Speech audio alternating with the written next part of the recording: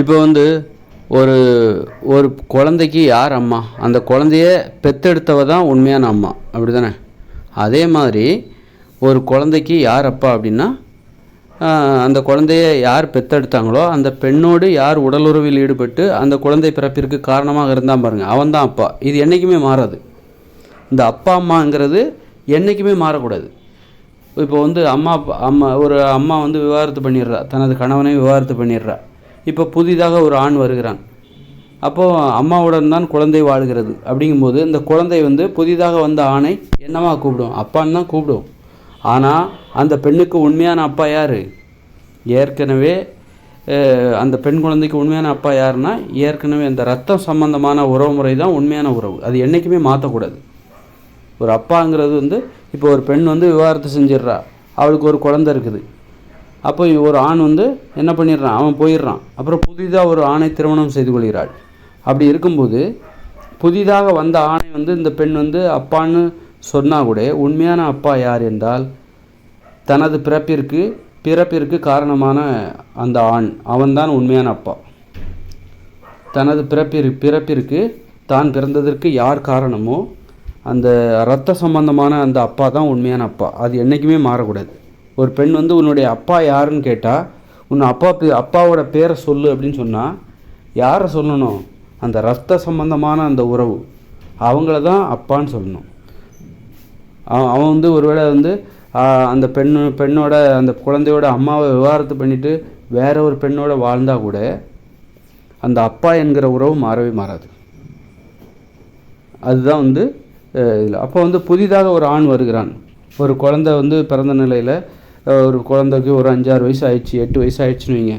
அப்போ அந்த குழந்தையோட அப்பா வந்து தனது மனைவியிடம் சண்டை போட்டு விவாகரத்து பண்ணிவிட்டு வேற ஒரு பெண்ணோடு வாழ்க்கை நடத்துகிறார்.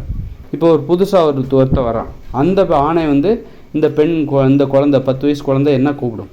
எப்படி கூப்பிடும்? அப்பான்னு கூப்பிடணுமா? என்னவா கூப்பிடும்? அப்பான்னு கூப்பிட்றது நல்லது தான், அப்பான்னு கூப்பிடலாம். ஆனால் வந்து எப்போவுமே ஆவணத்தில் யாருடைய பேர் இருக்கணும்? அந்த உண்மையான அப்பாவோட பேர் தான் இருக்கணும். ஆவணங்களில் தான் பிறப்பதற்கு அந்த இரத்த சம்பந்தமாக காரணமாக இருந்த அந்த அப்பா தான் உண்மையான அப்பா. அவரோட பேர் தான் எப்போதுமே இருக்கணும்.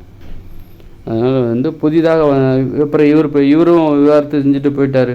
அப்போ இன்னொரு ஆண் வருவார். அப்போ வந்து ஆவணத்தில் பேரை மாற்றிக்கிட்டே இருக்க முடியாது. அதனால் உறவு முறை அந்த இரத்த உறவு சார்ந்த அந்த அப்பா தான் உண்மையான அப்பா எல்லாத்துக்குமே. ஒரு அம்மாங்கிறவ பெத்தெடுத்த அம்மா தான் அம்மான்னு சொல்கிறோம், அப்படி தானே? உண்மையான அம்மா. அப்போ அவங்கள தான் அம்மான்னு சொல்லணும். அதே மாதிரி தான் அப்பாவும் அந்த பிறப்பிற்கு காரணமாக இருக்கிற அந்த ஆண் தான் உண்மையான அப்பா, அது எந்த ஒரு குழந்தைக்கும். அதனால் ஒரு பெண் எத்தனை திருமணம் வேண்டுமானாலும் விவாகரத்து பண்ணிட்டு வரலாம். ஆனால் அந்த குழந்தைக்கு ஒரே அப்பா தான், உண்மையான அப்பா தான் அப்பா. மற்றவங்கெல்லாம் வந்து டெம்பரவரி அப்பா, தற்காலிக அப்பா, அல்லது அவங்கள இப்போ என்ன சொல்கிறது, தற்காலிக அப்பாவை என்னன்னு சொல்லணும்? அப்பாங்கிறது ஒரு பொறுப்பும் கூட. அப்படி இருக்கும்போது அப்பான்னு சொல்லலாம். ஆனால் உண்மையான அப்பா அல்லது சித்தப்பான்னு சொல்லலாம், பெரியப்பான்னு சொல்லலாம். இது நம்ம வந்து பேசி கொஞ்சம் யோசித்து தான் முடிவு பண்ணணும். என்னவா கூப்பிடணும், இல்லை அப்பானே கூப்பிடலாமா? ஆனால் வந்து ஆவணங்களில் உண்மையான அப்பாவோட பேர் தான் இருக்கணும். அதனால் ஒரு ஆண் வந்து விவாகரத்தாகி வந்து மனைவியை பிரிந்து வேற ஒரு பெண்ணை திருமணம் செஞ்சால் கூட தனது பிள்ளைகளை தன் மூலமாக பிறந்த பிள்ளைகளை என்றைக்குமே ஒரு ஆண் வந்து மறக்கக்கூடாது.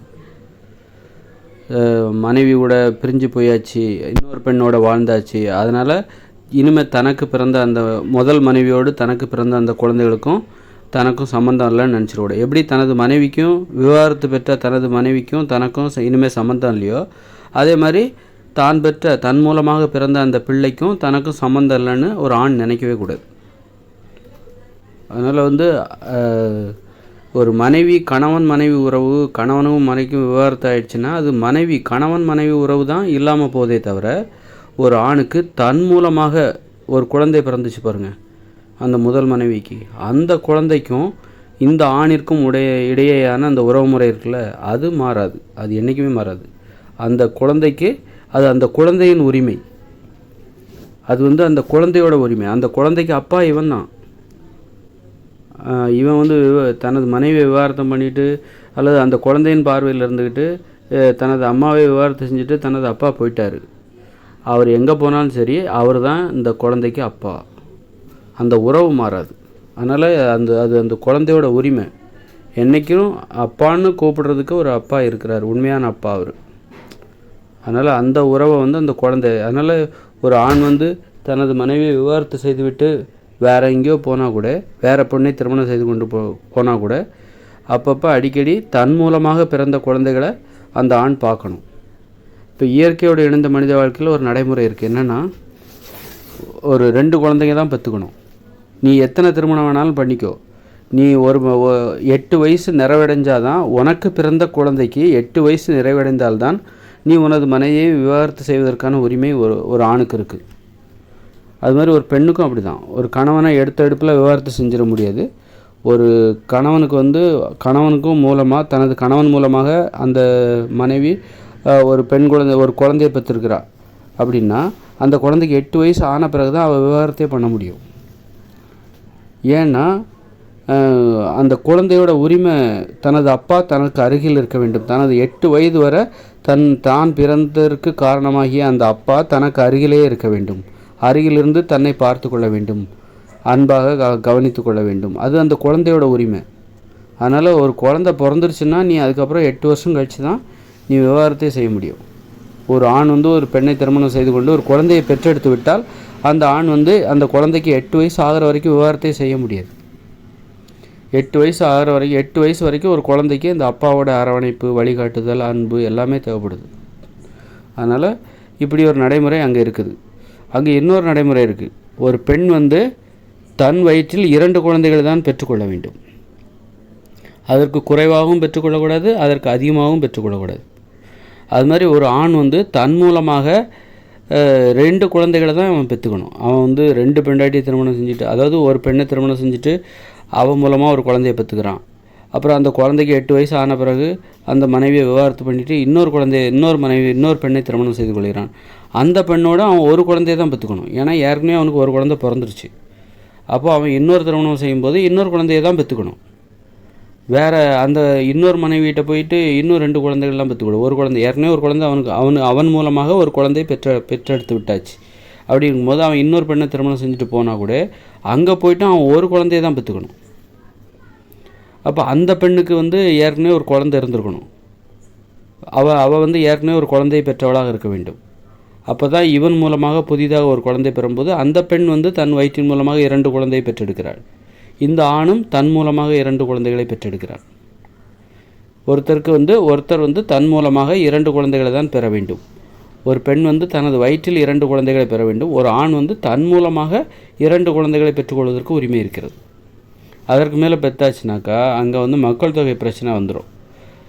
இடப்பிரச்சனை, நிலப்பிரச்சனைலாம் வரும். நிலையாக ஒரு இடத்துல வசிக்க முடியாது. குடும்பம்லாம் சிதறிவிடும். இடப்பற்றாக்குறை, நிலப்பற்றாக்குறை காரணமாக மக்கள் இந்த குடும்பம்லாம் வெவ்வேறு இடங்களுக்கு சிதறி ஓடி போய்விடும். நிலத்தை தேடிக்கிட்டு அலைய ஆரம்பிச்சிருவாங்க. மக்கள் மகிழ்ச்சியாக வாழ முடியாது. அதனால் ஒருத்தர் தன் மூலமாக இந்த உலகத்துக்கு ஒருத்தரை விட்டுட்டு போகணும். கணவன் மனைவி இருவரும் சேர்ந்து 2 பேரை இந்த உலகத்துக்கு கொடுக்கணும். ஒரு பெண் தனது வயிற்றில் 2 குழந்தைகளை சுமக்க அவள் உரிமை உடையவளாக இருக்குது. ஒரு ஆண் தன் மூலமாக 2 குழந்தைகளை பெற்றுக்கொள்ள, அப்போ கணவனும் மனைவியும் சேர்ந்து 2 குழந்தைகளை பெற்றுக்கணும். ஒரு கணவனும் மனைவியும் சேர்ந்து ஒரு கணவன் மனைவியும் பிரியாமல் இருக்கிறாங்க அப்படின்னா அவங்களுக்கு 2 குழந்தைங்க இருக்குன்னா அந்த பெண் தனது வயிற்றில் 2 குழந்தைகளை பெற்றெடுக்கிறாள். அந்த ஆண் தன் மூலமாக 2 குழந்தையை இந்த உலகத்திற்கு கொடுக்குறான். ஆக 2 பேரும் சேர்ந்து 2 குழந்தை தான். ஆனால் அது ஆணின் மூலமாக 2 குழந்தை. ஆணின் பார்வையிலிருந்து பார்க்கும்போது, பெண்ணின் பார்வையிலிருந்து இருக்கும்போது பெண் தனது வயிற்றில் 2 குழந்தைகளை பெற்றெடுத்து இந்த உலகத்தில் விடுகிறாள். அதனால் மக்கள் தொகை கூடவே செய்யாது. 2 பேர் சேர்ந்து, கணவன் மனைவி 2 பேர் சேர்ந்து 2 குழந்தைகளை இந்த உலகத்துக்கு கொடுக்குறாங்க. அதனால் மக்கள் தொகை கூடவும் செய்யாது, குறையவும் செய்யாது. அதனால் 2 குழந்தைக்கு மேலே பெற்றுட்டாங்கன்னா மக்கள் தொகை கூட ஆரம்பிச்சிடும். 2 குழந்தைக்கு குறைவாக ஒரு குழந்தை பெற்று எடுத்துக்கிட்டாங்கன்னா மக்கள் தொகை குறையவும் ஆரம்பிச்சிடும்.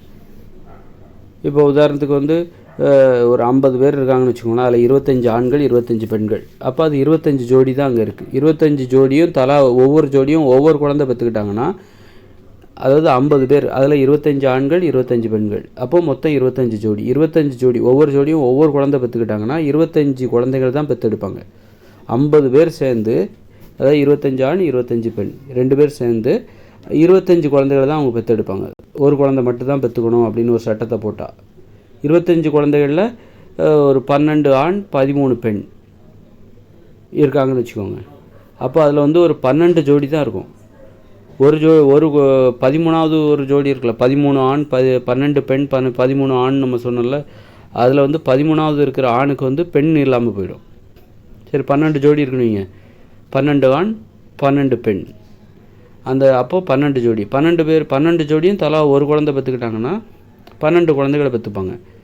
12 குழந்தைகளில் 6 ஆண் 6 பெண் வச்சா 6 ஜோடி, 6 ஜோடி தலா ஒரு குழந்தைய பெற்றுக்கிட்டாங்கன்னா 6 குழந்தைகளை பெற்றெடுப்பாங்க. 6 குழந்தைகளில் 3 ஆண் 3 பெண்ணா 3 ஜோடி இருக்குது, 3 குழந்தைகளை பெற்றெடுப்பாங்க. அந்த 3 குழந்தைகளும் 3 குழந்தைகளை பெற்றெடுப்பாங்களா, அதில் வந்து ஒரு ஆண் 2 பெண், அப்போது ஒரு பெண்ணுக்கு அங்கே ஒரு ஆண் இல்லாமல் போயிடும். ஒரு ஆணும் ஒரு பெண்ணும் சேர்ந்து தலா ஒரு குழந்தைய பெற்றெடுப்பாங்க. கடைசியில் என்ன ஆகுதுன்னா அந்த இனமே அழிஞ்சு போயிடும். அதான் ஒரு குழந்தை மட்டும்தான் பெற்றுக்கணும் அப்படின்னு சொன்னால் ஒரு நாட்டின் மக்கள் தொகை குறைஞ்சிக்கிட்டே போய் கடைசியில் அந்த நாட்டில் மக்களே இல்லாத அளவுக்கு அழிந்து போய்விடுவார்கள். அதனால் மக்கள் தொகை குறையவும் கூடாது, கூடவும் கூடாது, ஒரே மாதிரி இருக்கணும். இன்றைக்கி என்ன மக்கள் தொகை, ஒரு ஊரில் 3000 பேர் இருக்காங்கன்னா அந்த மக்கள் தொகை எப்போவுமே கூடவே செய்யக்கூடாது, குறையவும் செய்யக்கூடாது. 3000 பேர் என்றைக்குமே 3000 பேர் இருக்குன்னா தலா 2 குழந்தை, ஒரு கணவன் மனைவி சேர்ந்து 2 குழந்தைகளை இந்த உலகத்துக்கு கொடுக்கணும். கணவன் மனைவி 2 பேரா, அப்போ அவங்க சார்பாக இந்த உலகத்துக்கு 2 பேரை, கணவன் மனைவி 2 பேரும் சேர்ந்து 2 பேரை இந்த உலகத்துக்கு விட்டுட்டு, இந்த கணவன் மனைவியும் வயசாகி ஒரு காலத்தில் இறந்துருவாங்க. அவங்க விட்ட 2 குழந்தைங்க இந்த உலகத்தில் இருந்து அப்புறம் அந்த 2 குழந்தைங்க 2 பேரை விடுவாங்க. அது இந்த மக்கள் தொகை ஒரு காலகட்டத்திற்கு சமமாகவே இருக்கும். ஒரு குறிப்பிட்ட காலகட்டத்திற்கு எப்போதும் ஒரே மாதிரியே இருந்துக்கிட்டே இருக்கும். கூடவும் செய்யாது, குறையவும் செய்யாது. மக்கள் தொகை கூடிச்சினாலும் ஆபத்து, குறைஞ்சதுனாலும் ஆபத்து. மக்கள் தொகை அதிகமானாலும் அழிவு வந்து சேரும், குறைஞ்சாலும் அழிவு தான் வந்து சேரும்.